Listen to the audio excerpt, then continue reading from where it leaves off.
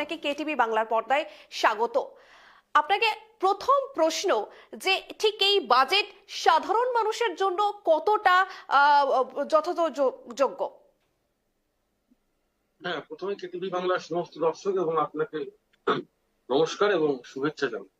দেখুন, এই যে কেন্দ্রীয় বাজেট 2026 এবং 2027 সবে তো আজকে সূচনা, তো আজকের বাজেটটা বুঝে উঠতেই সময় লাগবে। দেখুন, প্রি আর্লি কমেন্ট করা উচিত না। কিছু অনেক ক্ষেত্রে দাম কমেছে, অনেক ক্ষেত্রে রিব্যালেন্স হয়েছে, অনেক ক্ষেত্রে ব্যালেন্স হয়েছে, অনেক ক্ষেত্রে কিছু জিনিসের দাম বেড়েছে। খুব উল্লেখযোগ্য বিষয় হলো, আমি মাননীয় মুখ্যমন্ত্রীর একটি ভাষণ শুনছিলাম, তাতে বলছিল যে পুরো ব্যাপারটাই একটা হামটি ডামটি বাজেট, মানে কোট আনকোট হামটি ডামটি বাজেট। তো সেখানে তিনি একটি কথা বলেছেন যে ডানকুনি থেকে অমৃতসর পর্যন্ত যে রেল যাত্রার যে অধিকাংশ জায়গাটা তিনি মমতা বন্দ্যোপাধ্যায় সেটি নিজে পরিকল্পিত বাজেট, সেখান থেকে বিজেপি যাতে সেটাকে একটা রাজনৈতিক হাতিয়ার হিসেবে ব্যবহার করেছে। তো এই যে হামটি ডামটি বাজেট উনি বলতে উনি কি বোঝাতে চেয়েছেন আমার ঠিক বোঝা নেই, কিন্তু তিনি বলেছেন লায়ার অফ গার্বেজ।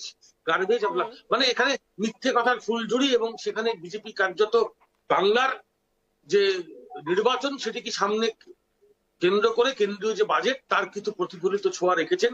যেমন আপনারাই দেখাচ্ছেন, ইলেকট্রনিক কম্পোনেন্ট থেকে শুরু করে ক্যান্সারের, ডায়াবেটিকের ওষুধের দাম কমেছে, যেমন পাশাপাশি আমরা এটাও দেখেছি বিলাসবহুল জিনিসের দাম বেড়েছে। এই যে আজকে যে সম্মিলিত যে বাজেটটা, সেই বাজেটের মূল্যায়ন যদি এখনই বলতে বলেন, সেটা এফেক্টিভ কতটা এফেক্টিভ নয় সেটা এখনই কিছু বলা যাবে না। This is the pre early two comment. পাশাপাশি যারা কেন্দ্রীয় মন্ত্রী স্তরে প্রথম দিকে ছিলেন, যেমন মাননীয় মুখ্যমন্ত্রী মমতা বন্দ্যোপাধ্যায়, তিনি তার আসপেক্টে বলেছেন, তিনি কিন্তু খুব সুচারুভাবে বলতে পারেননি বাজেটটা কতটা ইম্প্যাক্ট পাবে। তিনি কি বলেছেন, দ্য হামটি ডামটি বাজেট। তার মানে কোথাও মমতা বন্দ্যোপাধ্যায় তিনি তার নিজস্ব ন্যারেটিভ থেকে বুঝতে পেরেছেন যে সে বাজেটটা মানুষের ক্ষেত্রে খুব একটা উপযোগী নয়। কিন্তু এখনো পর্যন্ত যে বাজেটের আমরা ধারাবাহিকতা দেখতে পাচ্ছি, সেখানে আমরা বিভিন্ন বিভিন্ন পর্যালোচনা করা এখনো বাকি। এখনই এই বাজেট নিয়ে দৃঢ় কিছু বলা ঠিক হবে বলে আমার ব্যক্তিগতভাবে মনে হচ্ছে। একদম তন্ময়বাবু, তবে এই বাজেটে মধ্যবিত্তের জন্য আয়কর ছাড় বাড়ানো হয়নি, কেন বাড়ানো হলো না?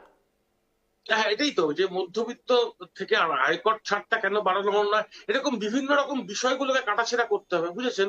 যেমন সিগারেটের দাম বেড়ে গেছে, পান মশলার দাম বেড়ে গেছে, পাশাপাশি এখান থেকে যে গভর্নমেন্ট যে রেভিনিউটা কালেক্ট করবে, সেই রেভিনিউটা কালেক্ট করছে সেটা তো বোঝাই যাচ্ছে। কিন্তু মধ্যবিত্তর জন্য যে আয়কর ছাড়ের ব্যবস্থা করা হলো না, সেটা কেন, সেই বিষয়ে জানতে গেলে আমাদের আরেকটু সময় নিতে হবে, আরেকটু ভাবতে হবে এবং পর্যালোচনা করতে হবে।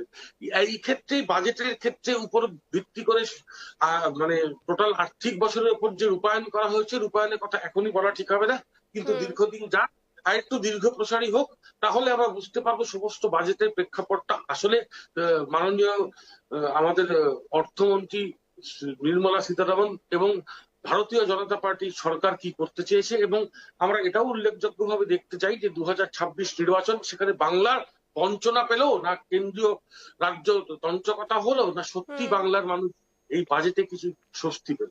তো আচ্ছা, এই হ্যাঁ, বলুন বলুন। আমি আপনার কাছে শেষ প্রশ্ন রাখবো, যে মূল্যবৃদ্ধির মোকাবিলায় এই বাজেটে কি যথেষ্ট পদক্ষেপ আছে? দেখুন, মূল্যবৃদ্ধির ক্ষেত্রে বাজেটের প্রকাশ আছে কিনা সেটা বলাটা খুব কঠিন। আমি আবারও বলছি, যতক্ষণ না পুরোটা বিবেচনা করা যাবে।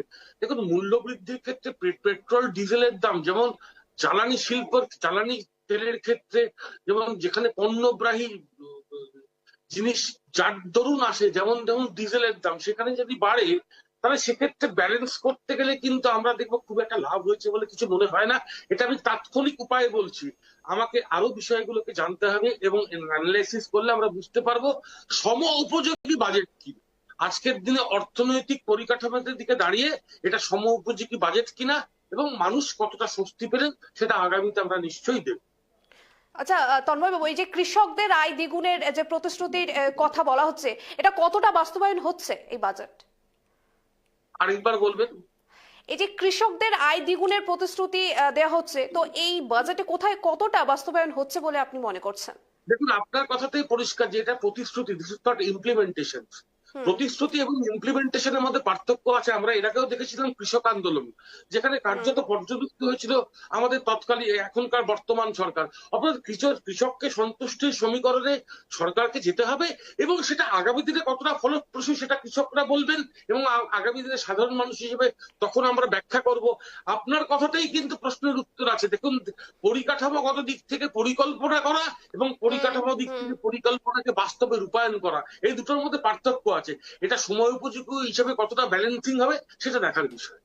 আচ্ছা, এই যে এত বড় পরিকাঠামো ব্যয় কি সত্যি তাহলে কর্মসংস্থান তৈরি করবে, এই প্রশ্নটাও কিন্তু থাকছে, আর এই প্রশ্নটা কিন্তু সাধারণ মানুষের মধ্যেও কিন্তু ঘুরছে। এটা আপনার কি মনে হচ্ছে, আমি আপনার কাছ থেকে একটু জানতে চাইবো।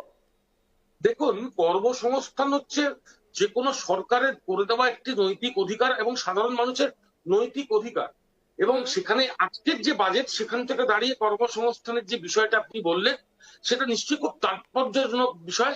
সব থেকে বিষয় হচ্ছে পশ্চিমবঙ্গে কি কর্মসংস্থানের ব্যবস্থা আসবে, পশ্চিমবঙ্গে কি শিল্প আসবে, এই যে বাজেট এফেক্টিভ সেটা কি পশ্চিমবঙ্গের ক্ষেত্রে কতটা সময় উপযোগী এবং কতটা নির্ণায়ক ভূমিকা রাখবে সেটা তো দেখতেই হবে। কেন, দেখুন, ভারতবর্ষের নিরিখে যে জনসংখ্যার নিরিখ, তাতে কর্মসংস্থানের ব্যবস্থা কতটা সময় উপযোগী পরিপূরক করা যাবে সেটা দেখার বিষয়। কিন্তু আমাদের সব থেকে বড় বিষয় দেখার ইচ্ছে, ভারতবর্ষে তথা পশ্চিমবাংলায় এই যে কর্মসংস্থানের বিষয়গুলোকে রূপান্তরিত করা, এটা বাজেটে কতটা এফেক্টিভনেস আসা সেটা দেখার বিষয়।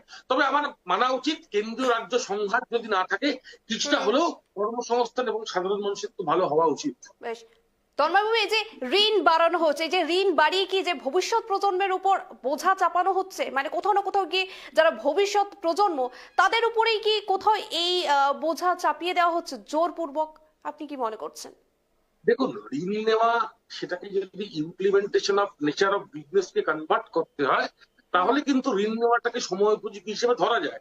এবং ঋণ নিয়ে গভর্নমেন্ট অফ ইন্ডিয়া, ঋণ নিয়ে সরকার কি করবেন, তার rebalance, ROI, return of investment কি হবে সেটা দেখার বিষয়। সেটা যদি ভারসাম্যমূলক হয়, সেক্ষেত্রে আমরা সাধারণ মানুষ এবং আগামী প্রজন্ম বেনিফিটেড হবো, না হলে সেটা বেনিফিশিয়ারি হবে না। ঋণের বোঝা কেন্দ্রীয় এবং রাজ্য সরকার যেভাবে আমাদের মাথার উপর চাপিয়ে রেখেছে, সেই দায় ভারটা কিছু বাড়লো বটে, আর কিছু না।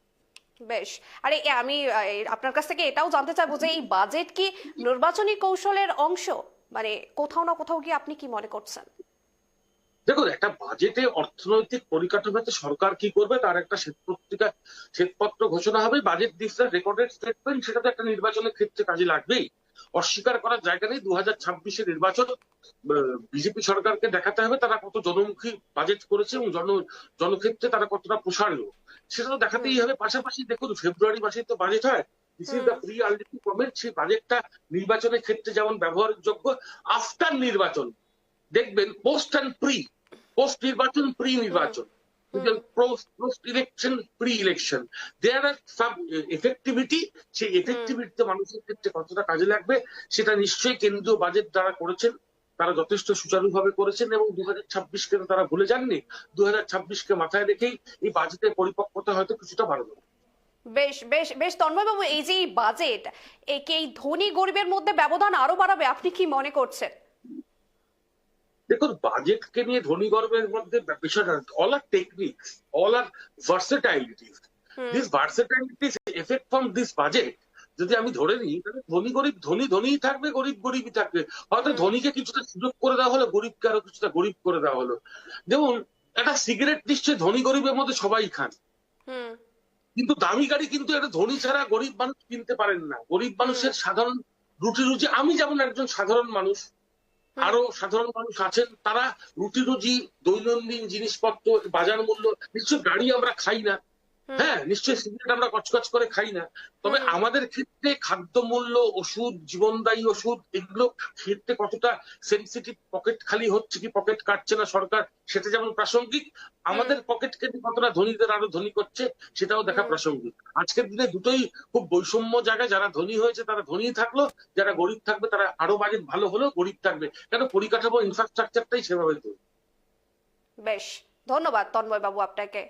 যেমনটা আমরা এতক্ষণ কথা বলছিলাম রাজনৈতিক বিশ্লেষক তন্ময় ভট্টাচার্যের সঙ্গে, তিনি কিন্তু বোঝালেন যে এই বাজেট কতটা সাধারণ মানুষের সাধারণ মানুষের জন্য কার্যকরী হবে, সেটা কিন্তু ভবিষ্যতে কিন্তু সেই দিকেই